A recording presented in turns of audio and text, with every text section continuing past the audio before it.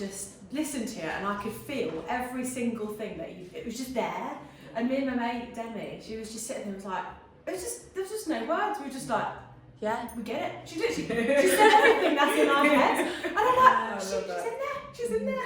She's in there. It's brilliant. But yeah, I think a lot of people say that, like, you kind of articulated something that I just couldn't quite find the words for and stuff like that, you know. And it is usually women, I think. My main audience is not separating anyone off. It's you and it's normally the females. That was great. So you literally started off with I haven't even introduced you. So this is Cherrelle. Cherrelle is an amazing woman.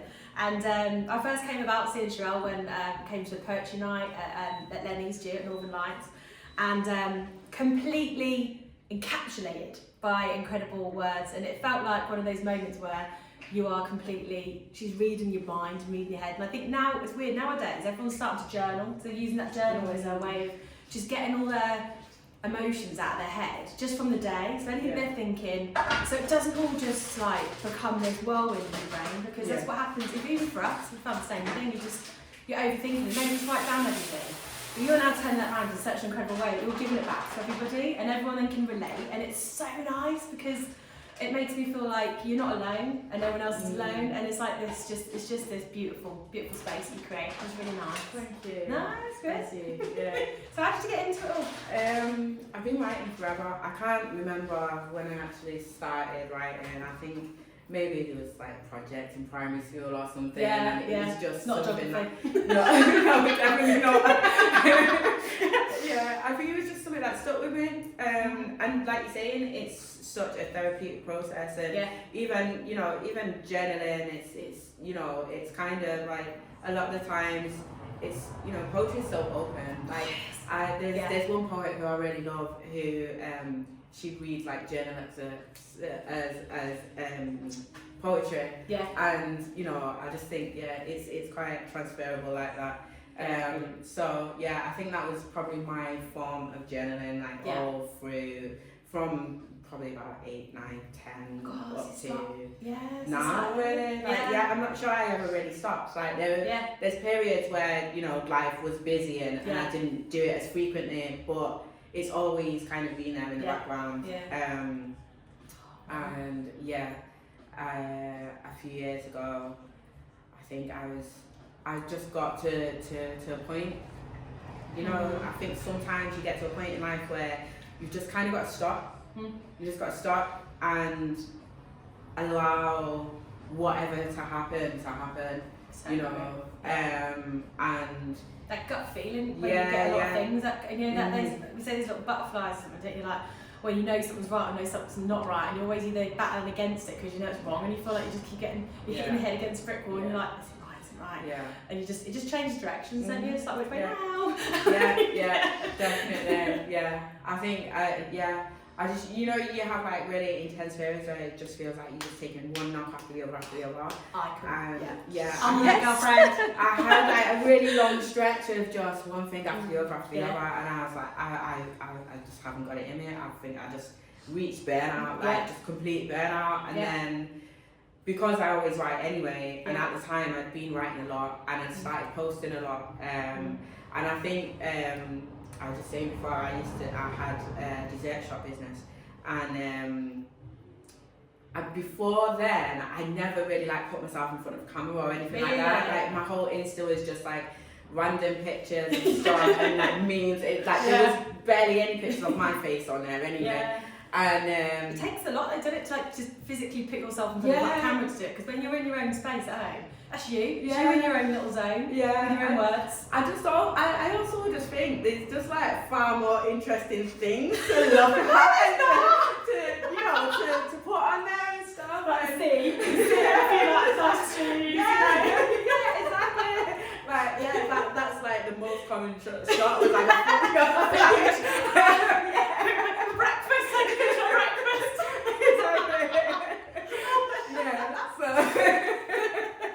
I love it. You got yourself out there. That's massive. Well,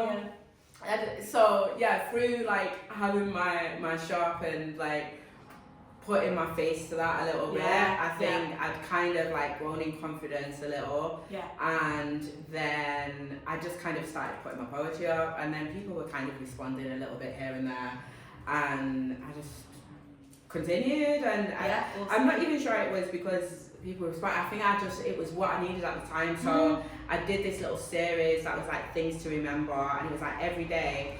You know how people do like this like gratitude thing where they wake up and they say like three things. Yeah. So 3 things she does that. I do that.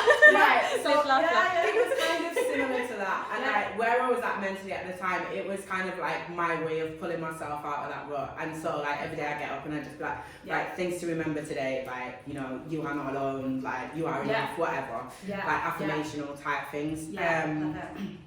And then I think because I was posting that, then I was kind of like posting bits of poetry, and then I think people were responding, and I'd kind of like set myself a goal for that year. Like every year I tried to do something that I've not done before. And like a bucket list. Yeah, like I don't really set like New Year's resolutions, but I try to do like one thing, just one achievable thing, you know. And then you know that you can actually exactly. It's not like I'm gonna climb Kilimanjaro, you're like, That's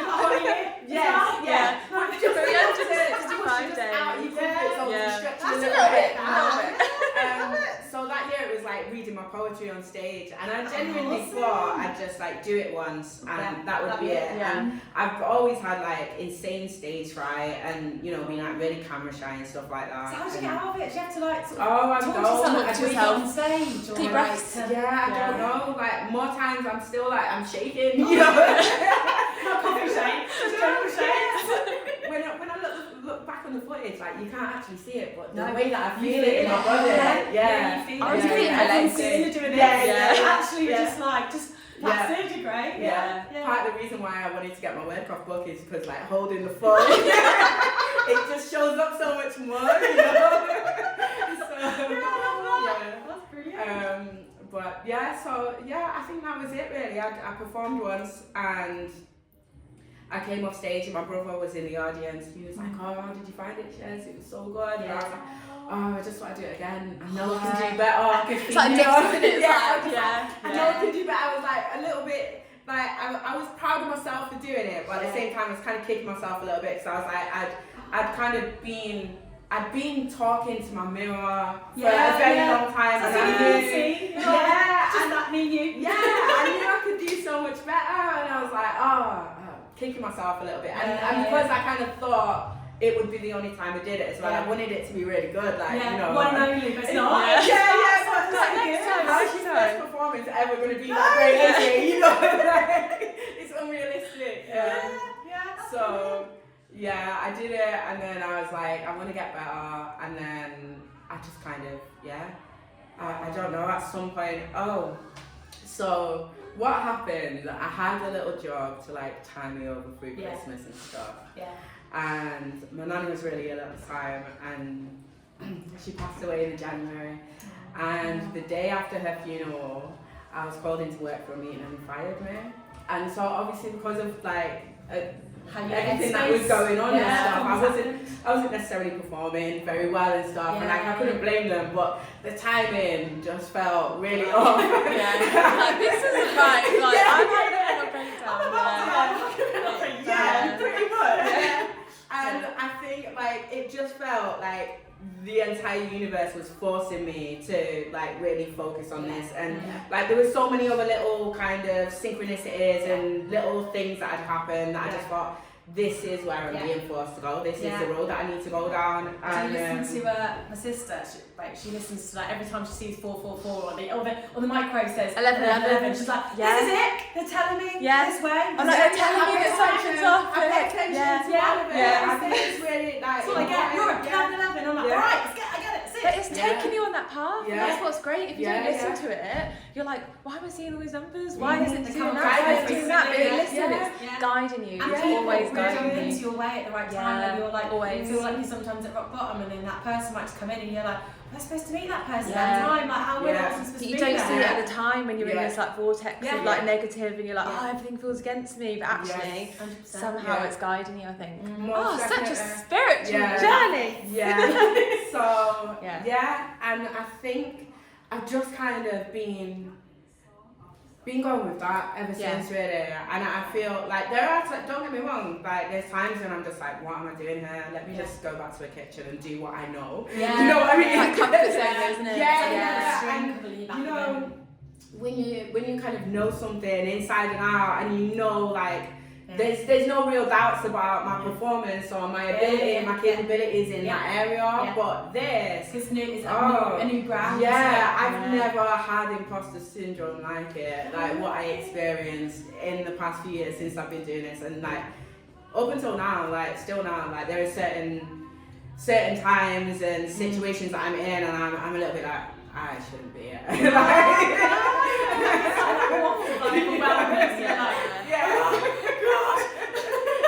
I'm definitely like winging it in, you know. Don't tell anyone. I hope no one notices.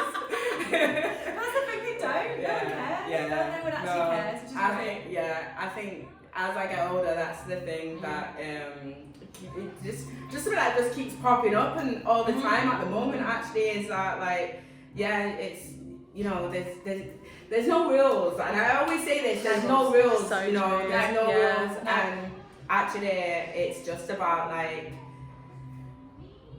pushing through the fear. More than anything, just pushing through the fear and just allowing it to open up space for you know, all the good miracles and so magic. Just expressing yourself as well. Like what you do is amazing, because it's so much about expression and being yourself and being able to be open and talk about it. And I think, like we say, like when you're in your head, you're just like, there's no way of getting out of it. And when you're getting into like creativity and doing things that are making you creative, you're like, oh, so sort of relief, because you're like, it's so nice. Like whether it was like poetry, art, dance, you're like, oh, thank God, like I can let go, and that's such a nice feeling. Well, I read something online the other day that was like the opposite of depression is expression. And I was like, of course it is. Of course it is. How did we not know that the whole time? That's what this is skills. Who the fuck needs to know about algebra? I don't know. Who the fuck uses algebra? Who needs to know the area of the triangle? How to figure that out? Never figured that. Oh, no. Why do I need to know pi? I've never used it. I need life skills. I need like mental health life skills. Life hacks about when you're in this bad state, how do you get out of it? Honestly, because like, let's be honest, we all go through it at some point.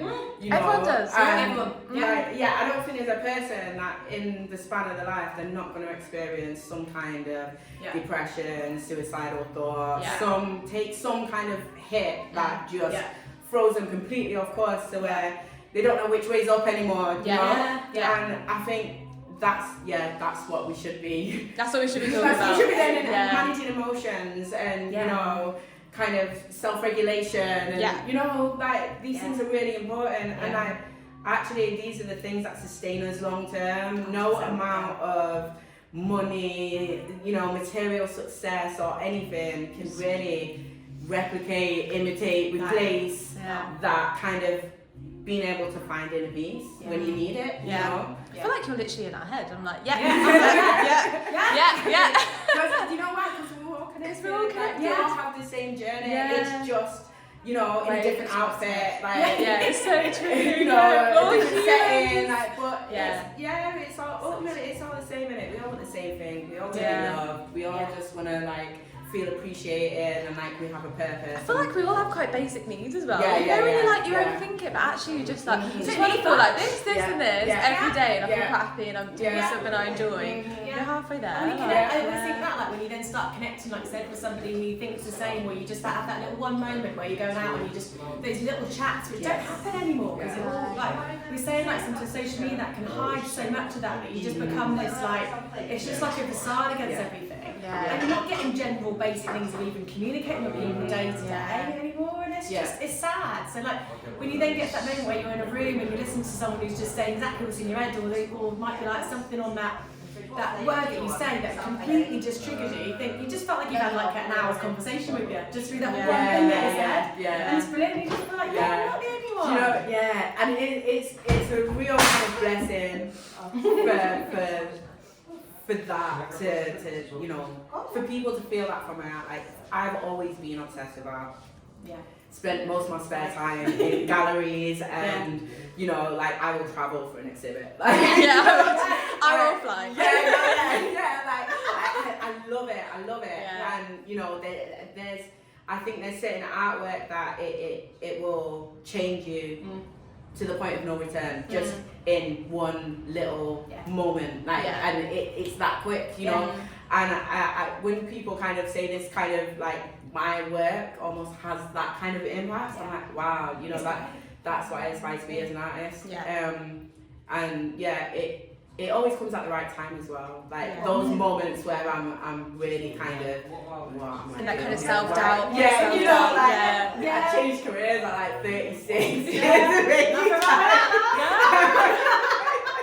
I think we've done a different career. I'm a single mom with 3 kids. I'm like, okay, this isn't necessarily the wisest decision right now. Going from like a nice, stable, consistent income to like, who knows what's gonna happen? But, you know, I'm all about that, I think. And I think there's so many changes now, because we were saying, like, sort of, I came from like a background of teaching cake, and when COVID hit, it all went like completely tits up, literally, like no one was coming in to do classes, it was really hard, and that was in food and cake and before and still a little bit, but like that moment where like you then you sort of get sucked into this like laptop job and be like, well, I've got to do this, I've got to pay the bills, I've got to do this.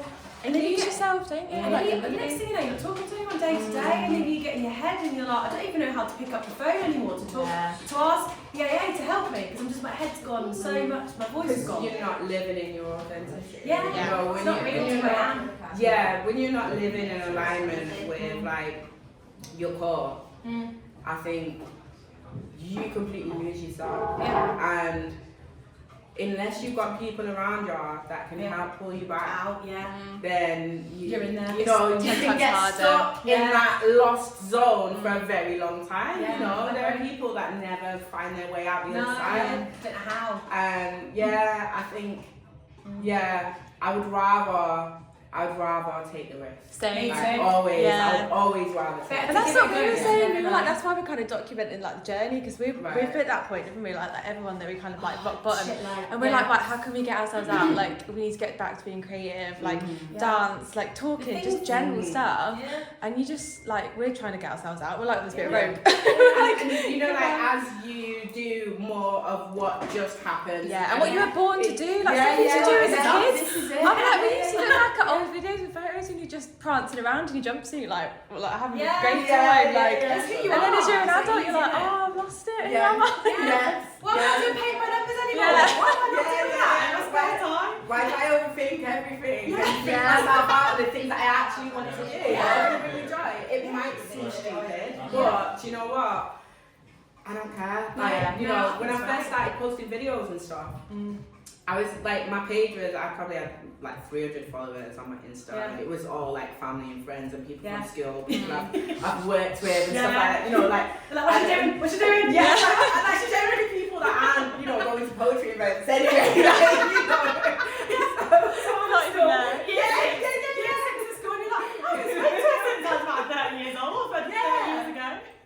I think a lot of people were probably like, oh, what's this about? You know? But over time, I think as my audience has grown, I think some of them have kind of came along for the journey a little bit. And every now and again, I get a message from someone from way back when. I'm like, I'm so proud of you. Like, honestly, I see what you're doing, and I just want to let you know, you know. And these things, they always come at the right time. Just when you're about to like throw the towel in, or when you're like having like real kind of doubts and, you know, imposter syndrome and, you know. Before I'm about to go to a gig that I'm just so nervous and barely like could do this. Motivate myself to get out the house. You'll just get that one message. You're like, and then I get that message and I'm like, no, I need to be there. Like this is what I'm meant to be doing, and it just pulls you back to that reality of like, this is your purpose. It's not meant to be easy, but if it's you've easy, got to do it. everyone would be doing it. Exactly. Yeah. And you know when it's right. Honestly, Yeah. This is it, and it's. I don't think I've had that feeling of this is not where I'm meant to be. Really? Like since I've been so doing refreshing. this, everything I've done and everywhere it's taken me and like the work I've done with the poetry place and all that stuff and all the different kind of like events I've been involved in and stuff like that. Like there's not one point where I've been, oh no, I'm not meant to be here. Like and I feel like I kind of have enough foresight to know, alright, that needs letting go now. Like, the instinct always right. Like what this is life, isn't it? Life is a process of letting go and grieving and moving on. It's a lot, isn't it? We deal with a lot as humans, don't we? It is. And this is why we should be just like more compassionate with each other, and more empathy, and try to just consider. And it's not to say that you have to like always honor other people over yourself and stuff, but it's just to say that like everybody's going through something. Everyone is, literally everyone. Even when someone like messes up, I don't know if someone else swear. Yeah, go okay. for it. So like, if someone fucks up, I don't think there's a post about it. okay, sweet. So like even if someone like fucks up like massively, it's like you have to be able to kind of empathize with their situation and understand and just I think I'm trying as I'm getting older. I'm trying to move people around without having the explosions. I know what you mean. You know what I mean? know what you mean. And I think it's really important that you understand like the place and your expectations and how that affects how you feel about people and the world in general. Everyone on sometimes these pedestals expecting people to either like come through at a high level or not at all. And everyone else on your level sometimes. Are you like, man, that's not what I would have done. I wouldn't do that to you. And I'm so offended. But actually, you're just fighting for your life out there, saying, I'm in it. You know what I mean? So, you're on the same boat as I am, but We're all here just trying to make ends meet, to do things that we love, to make ourselves happy. That's a good life and enjoy it. If we don't enjoy it and do something we enjoy, what's the point of being in it? Exactly. Complete waste. Waste, it's mad, isn't it? Yeah. And I know how you bloody rhyme. Honestly, I was looking at I'm like, that's incredible. When I was back at school in English, and they'd be like, right, just make this little rhyme up, and I'm like, no, that's not gonna happen. I'm like, what goes with cat? How did you start? What was your I don't even know. Can you remember where you first was? Does it just come to you? Just got it. So, I think the past year or so, I've been really like working hard to be able to allocate time to writing and for it to not just be like in a moment where something comes to me and I'm like, and then I just get it down and then that's it, you know. And I usually take most of my pieces through editing processes. Okay. Because I feel like it's not done until it's done. Yeah. And you know when it's there's done. room for improvement, you know. Yeah. But for the most part, I'm quite lucky in that like I just get something going around in my head and once I start writing it'll just fall out. But I feel like I'm not really a real writer if I can't just be like, oh, that's a really cool prompt. Let me write something to that in half an hour's time. Or, do you know what I mean? Like, I feel like I need to be able to turn it off and on, and for it to not just be something that like kind of runs through me. You know. So I've been working on that, and I feel like I'm making headway with it. And then with the rhyming and stuff. So I never really like looked at poetry in its academic kind of form. Yeah. Until probably like last year, the year before. Yeah. And so like everything I would write, I would just write it, and if I was happy with it, I'd post it, or you know, if I thought it was alright, I'd kind of just put it out in the world. Yeah, awesome. And it's not everything that I write that goes in, Yeah. you know, like, you have to kind of get through the shit to get to the good stuff, you know. Look back at it next day, you're like, what news is Yeah, no, you really do. Yeah. And so the pieces that I'd share and stuff were just like things that I was happy with and that. And then I think you know, just being around other artists and kind of like looking at their kind of processes and maybe just experiencing their work and be like, oh, I really like how they kind of do it in such a structured, like formatted way, you know, because for me, like a lot of it's almost like free writing. And so I kind of like a couple of years ago I started trying to like learn about like poetic devices and like the different kind of like different types of poems and different ways of structuring poetry and trying to just kind of teach myself you know, like the technical side of poetry. I think it's nice coming in a different way. That you come in from a different way for it rather than the academic way of what you're like, this is what you're supposed to do. It doesn't allow any areas for like change or diversion. It's just you're so structured in that way. This is how we do things. How it's done. It's like the difference between a classical musician and a jazz musician, and I think like there's definitely a place for everything. But I try to kind of tread in the middle ground. So for me, my aspiration for my work is for it to be a little hybrid of poetry and spoken word. And I think for a long time I was a spoken word artist. Now I didn't feel like I could really call myself a poet, and I think like my work is getting to a point where it is definitely becoming a hybrid of the two. I'm not sure I don't necessarily want it to be too far that way or too far that way, but I feel like language does have its limitations, and the way how you kind of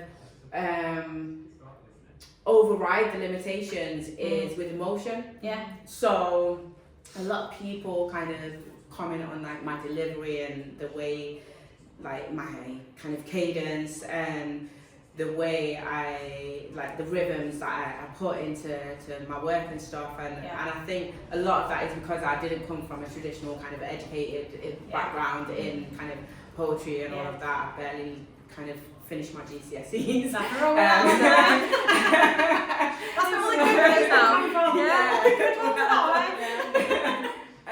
so I think it for me it's just been this kind of massive learning curve over the past couple of years of like really trying to dig in, trying to understand, because as well I like to give back. I mentor a lot of other poets, and I do a lot of like one-to-one workshops with, especially with female poets. I have my Lush group, which is a WhatsApp group that it's just kind of like post different prompts and support each other on our work and stuff like that. So I think I really wanted to feel that I could bring value to the table there, and I wanted to be able to like offer people as much as possible. And so nice. Did you really find a gap for that, or space where you like, you know, it's like you're looking at there's no one about who's necessarily in the industry who can just bring that knowledge back, and it's so hard to find it. And I think it's not been easy. Like with the group, I've kind of stopped and started, and sometimes it'll go quiet, and other times I'm like really focusing on like building it and making sure everyone's like really getting something from it. But it's something that I do for free. I give away a lot of my time for free for that, and so it's kind of like if I don't have it to give, then I can't give it, you know. And I just want to be able to give in overflow. So that's so heartwarming. It's like, it's all a bit like emotional, right? I'm like, that's nice. You really get that, because everyone just wants things for things, and they don't just want to be out there just to help others. I think that's lovely. Like, and you've got so much experience in it, and it's just life experience as well, mixing everything together, and it's awesome. Not easy. Like I think navigating the world as a woman is not easy. Like, it's hard. I've got 3 daughters, and a lot of why I live the way I live and I do what I do, and you know, I genuinely try to just be a good person as much as possible, you know. And like none of us are perfect and that, but I do try because I think karma is real. Oh. Karma is real. It's gonna turn around. I can feel it. Yeah. And you know, like, and I think it's like a generational thing as well. And I feel like it's really important to kind of, in order to give my children the best opportunity, like the change has to start now, anyway. And you know, I was saying before, my eldest is about to turn 18. And that time when you're like, it's crazy to me that I've got an 18-year-old. Like, number one, that is just insane. Yeah. Like, I managed to keep us alive. Yeah. She's out. Yeah. That was true. Yeah. Brilliant. But aside from that, I think, like, you know, it's just, I just want to be an example for them. I want them to like look at me and be like, yeah, I want to be like my mom. I love that. You know, they are a real thing. I think exactly that's the main thing. Really I just want them to feel like, I don't want them to seek kind of that kind of idol kind of worship in other spaces. Like they need to, I need to be their main role model, their main influence, you know.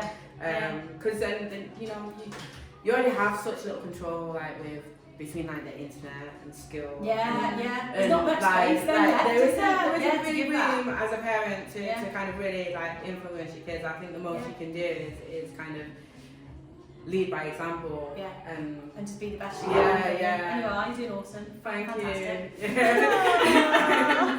You're brilliant, honestly. It's been honestly so nice chatting to you. I feel quite like, just leave me here, I'm done.